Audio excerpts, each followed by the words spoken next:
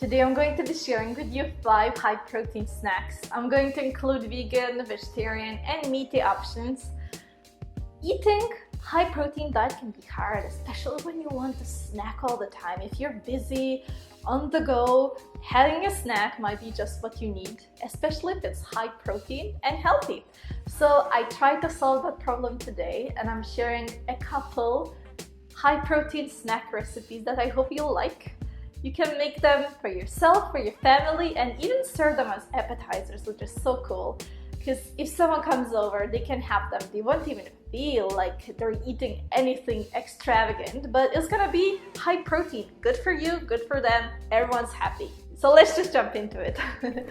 The first recipe I would like to share with you are these broccoli cheese bites. They're actually so delicious, nutritious, and kid approved. You can have them with ketchup. They're so nice to have with any kind of sauce. So definitely recommend them because they're so healthy, high in protein, and truly nutritious. So the first ingredient we want to get is 1 cup of mature cheddar cheese. I'm going to shred it by myself. I'm going to use a grater for that, but you could just get shredded cheese already. I just find this to be a little more budget friendly. And the next thing I'm going to do is get 1.5 cups of broccoli that's already boiled, so you should do that on your own. And basically we're just going to chop it so it's easy to process with a food processor.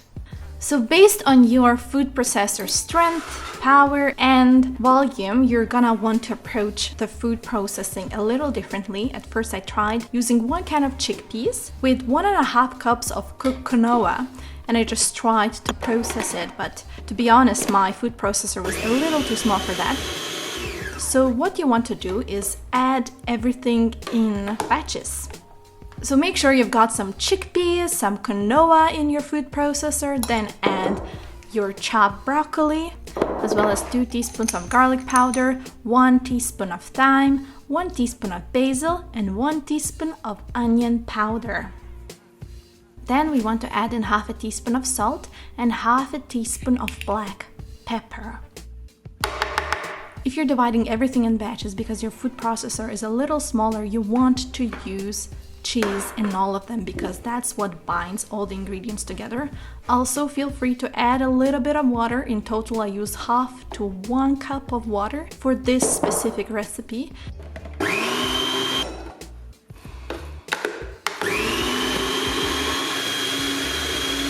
So once you're done with the food processing and you get this one consistent texture, this is where you can preheat the oven to 350 Fahrenheit or 180 Celsius degrees.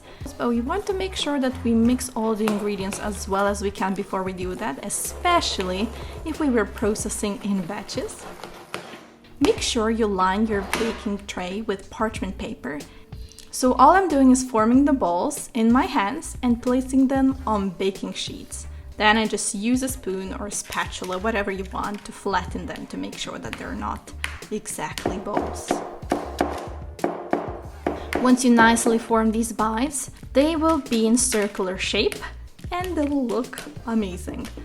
I made a total of 30 bites here and I'm just going to pop them into the oven. But before that, we want to spray the cheese bites with a little bit of oil. And once that's done, we're just going to bake them for 20 to 25 minutes until they're golden brown. Let them cool down before eating. So the final result are these high-protein broccoli cheese bites that everyone will love, including the children. It's a nice way to get veggies into your kids' snacks and make them healthy. And they won't even know because these do look a bit like chicken nuggets and you can have them with your favorite sauce. So this is exactly the thing that children love. Enjoy making these cheese bites then.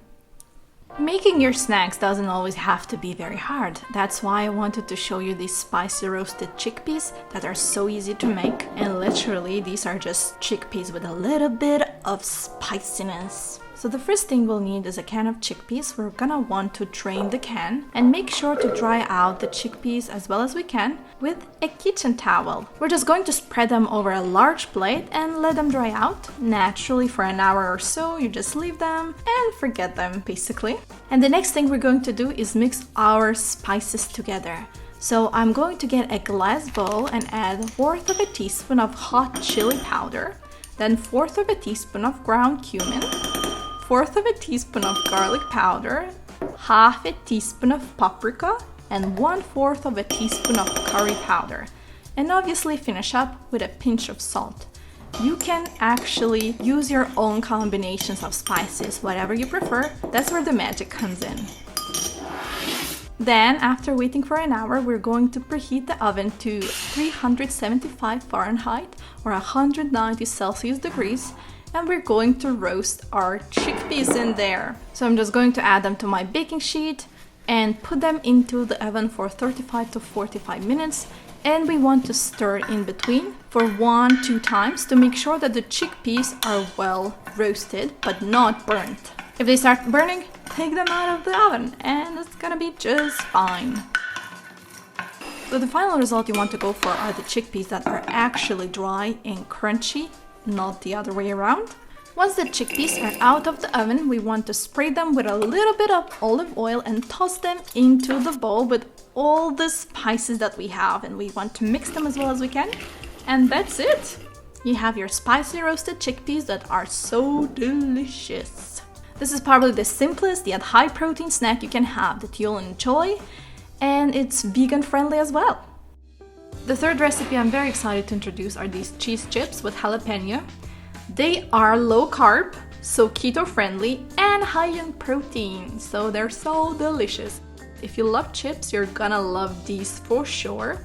For the recipe, you will need 8 ounces of mature cheddar, that's around 250 grams, and we're just going to grate it. That's it. If you don't like grating and you just want to save time, just get shredded cheddar already. The next step is I'm going to take a jalapeno, a green one, and I'm just going to slice it into 12 slices. So make sure these slices are quite thin. Afterwards, we're just going to preheat the oven to 400 Fahrenheit degree or 200 Celsius, and we're going to take out our baking tray and line it with parchment paper. We're going to place the spoons of grated cheese on the baking sheet and make sure you actually separate all the cheese. Otherwise, they'll just melt together when being in the oven, and that's not what we want. Now make sure you sprinkle some paprika powder over each pile of cheese. And place slices of jalapeno on top of each pile. Easy peasy! And now we can actually bake it in the oven for 8 to 10 minutes until it's slightly browned. Make sure you don't burn them, but you do want them to come out crispy and nice. So once that's done, you take them out of the oven and actually let them cool down for a little bit. Otherwise they'll be soft and fall apart, so you want to let them cool down to get crispy and hard. I love having these chips with a little bit of low-carb ketchup or just ketchup because they're delicious that way. It's an amazing treat everyone will love, and it's totally a much healthier option for your regular potato chips. The fourth recipe I want to show you are these ham roll-ups. They are so delicious, so easy to make. You can meal prep them, bring them to work. They're a perfect snack, appetizer that everyone will love, and they're just easy to assemble in a couple minutes and you're good to go. For this recipe, we'll need a little bit of lettuce. I'm just going to take a couple lettuces and I'm going to cut them so they're shredded. The next thing you want to do is get one little pickle and slice it into very thin slices. And obviously we want to take half a tomato, which we're going to chop into smaller pieces. For these ham roll-ups, we're going to have to use 12 slices of ham, that's around 250 grams. And I'm also going to use 6 slices of mature cheddar.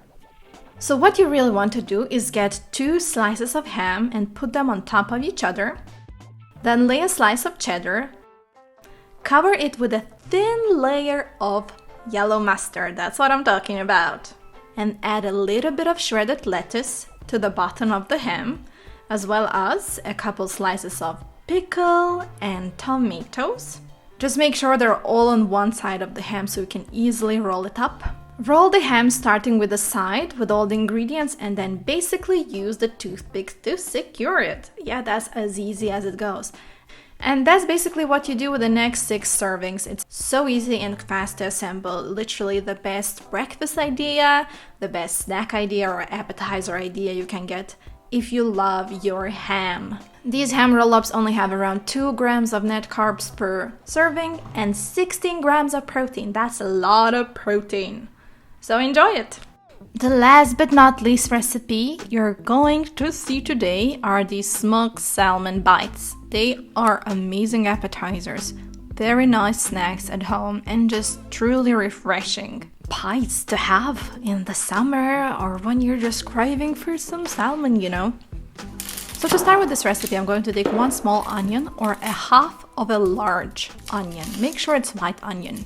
And basically we're just going to take our time to slice it into thin pieces. And the next step is to actually get an avocado and slice it in half. We want to take out the insides and put them into a bowl because we'll want to mash it. So first of all, I'm actually squeezing in some lemon juice to make sure that our avocado doesn't turn brown after a couple of hours. And then we're just going to mash it in the bowl with all the lemon juice in it. Usually I take my time to do that because you want this nice, smooth texture. Now you just want to take out your board and get 1 packet of smoked salmon. I'm using around 3.5 ounces of salmon. It's quite nice, it's very thin, so be careful with it. You're gonna want to slice the salmon into 1.5-inch wide strips. It's actually not that easy job to do, so be careful. Understand that this salmon is actually very thin.